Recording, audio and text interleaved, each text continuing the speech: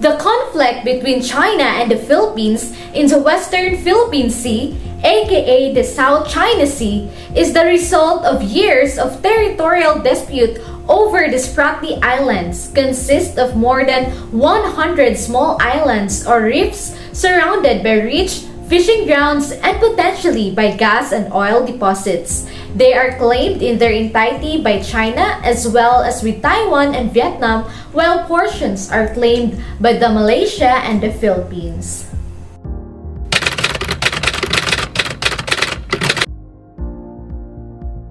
The Philippines claims the sovereignty over the features known as Scarborough Shoal and the KIG or Kalayaan Island Group are independent of its archipelagic status both legally and historically. Because Scarborough Shoal is a feature which exists above high tide, is capable of sovereign appropriation under international law. However, China made claims based on historical sovereignty of the islands. It cites the 9-dash line which first appeared in 1947 at Lasses as basis for its claim.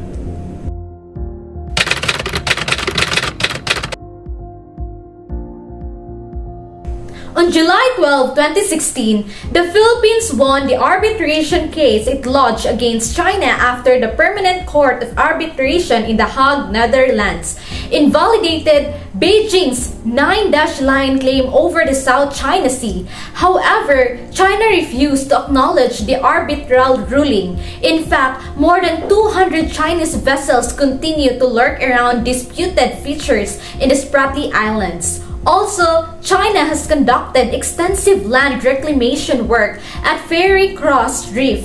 China installs rocket launchers on disputed South China Sea island, which raised concerns from Philippines as it continues to destroy the ecosystem under the territorial dispute.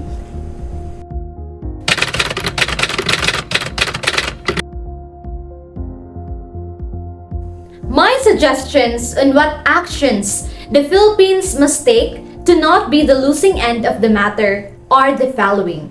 First, we should address this issue in a diplomatic way. We should not do it in a coercive way so that the tension between our country Philippines and our neighboring country China will not be worsened.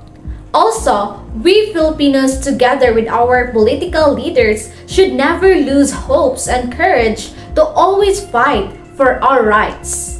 In regards to our territory, we should attend conferences, agreement, peace talks, strengthen our petition to the International Court, and make sure that at the end, we will conquer what is ours in an ethical way. Apart from that, if China will really declare war against our country and doesn't see better ideas in a peaceful manner in approaching and responding our petitions and still continue betraying us, then by now, we should strengthen our military bases. Of course, with the help of United States of America. Train the youths, especially students, through making serious implementation of ROTC. Select best political leaders who are brave, intelligent, and most especially, not corrupt, to fight for us.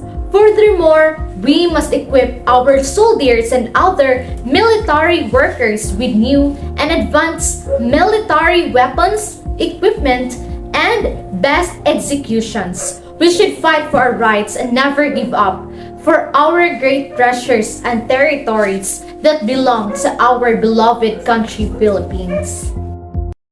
Conduct of interview. Up next, I am here at Holy Name University, here at Tagbilaran City, and I will interview one of its students about his opinions in regards to the dispute between China and Philippines over the Spratly Islands.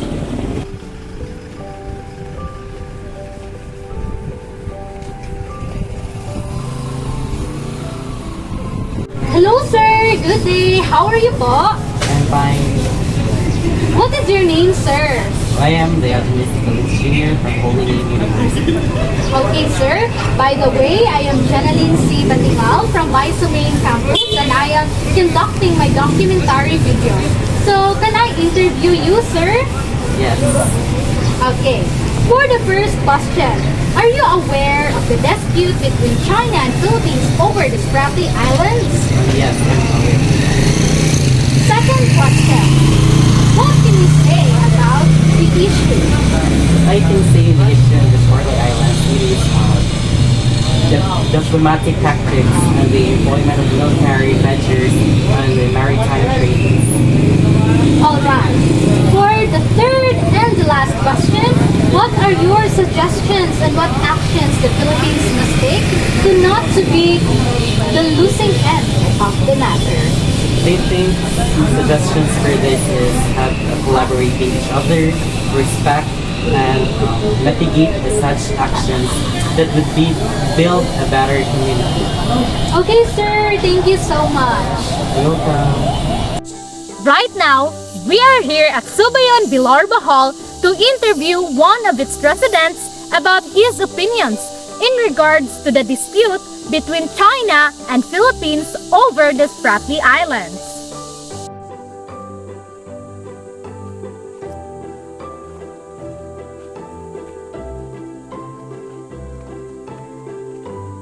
Good morning, sir. How are you po? Good morning. I am fine, thank you. What is your name? I am Darwin Emmanuel. Can I interview you? Yes, why not? Okay. For the first question, are you aware of the dispute between China and the Philippines over the Spratly Islands? Yes, I am aware of that issue. Okay. What can you say about the issue? One thing that I can say the issue is to have the idea of our beloved president to his decision to protect our country. Because that Spratly Island is part of our EEZ or the exclusive economic zone which is part of our country. For the third and the last question, what are your suggestions on what actions the Philippines must take to not be the losing end of the matter? For me, the best thing to do in the Philippines is to have a proper peace talks of this regarding of this issue. Only President Xi Jinping and President Marcos will talk about this issue regarding of the West Philippine Sea. As I heard the news in the last January, Mr. Xi signed an agreement of the resolution of this issue. But Mr. Xi Jinping not treat it very lightly and he betrayed this agreement. But I think what happened in the West Philippine Sea in the last month between the Philippine Coast Guard and the Chinese Coast Guard is only a misunderstanding. And I hope our beloved President will make a good and equitable ways to avoid tension in their both country. Because for me, that will make a military war is not a good idea to save our area, which is the West Philippine Sea. So that for me, the best thing to do of the Philippines is only to have a good and peace talks regarding of this issue. Okay, sir. Thank you so much for your time. You're welcome, ma'am. Moving on, I am here at Kogan Shrine. Of course, here at Kogan, Tagbilaran City. And I will interview one of its residents about his opinions in regards to the dispute between China and Philippines over the Spratly Islands.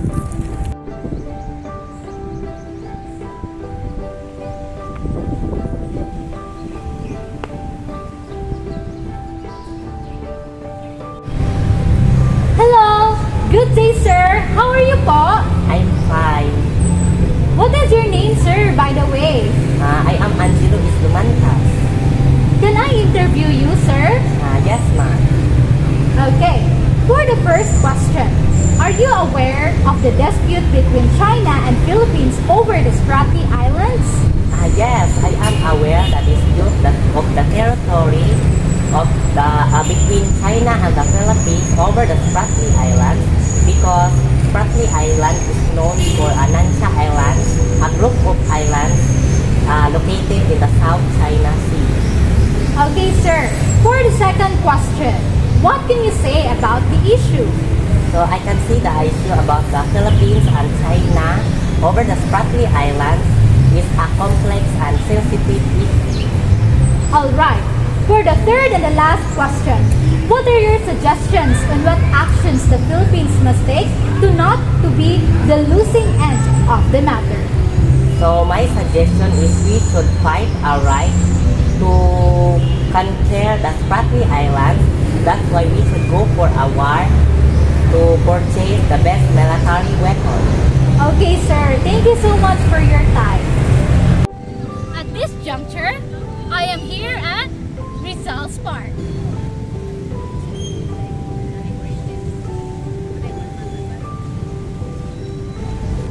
And right now, I will be interviewing one of his visitors in regards to her opinion about the dispute between China and Philippines over the Spratly Islands.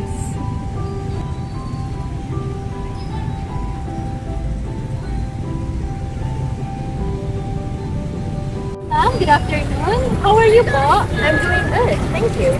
What is your name, ma'am? My name is Rihanna Dees. Can I interview you, ma'am? Yes, of course. Okay, for the first question, are you aware of the dispute between China and Philippines over the Spratly Islands? Yes, I'm very aware of the dispute between China and the Philippines. Alright, for the second question, what can you say about the issue? What I can say from the issue is that this dispute is more likely political and it shouldn't be such much of an issue since the Spratly Islands totally belong to the Philippines. Okay, for the third and the last question, what are your suggestions and what actions the Philippines must take to not to be the losing end of the matter? Well, as much as possible, losing the political game in both countries, there's a lot of countries going to be affected over this dispute. Which is why I recommend Philippines to be as neutral as possible, not losing their benefit between China and the US, which is why they should be neutral at all costs and think with their heads on what their cons and pros. Okay, thank you so much, ma'am, for your time. And for the final interview, we have a student from BIT International College. We have Joshua Kumiso. Are you aware of the dispute between China and the Philippines over Spratly Islands? Yes, I've heard that dispute issue between China and the Philippines. What can you say about the issue? I would say that it is useless to fight over it because it is our resources in the first place that we must fight for it. What are your suggestions on what actions the Philippines must take to not be the losing end of the matter? I would suggest that, of course, it is our resources, this is our first place, and of course the Philippines must create or communicate China between this issue because we know that this is our resources in order for the Philippines and the China to create a good side about this particular issue.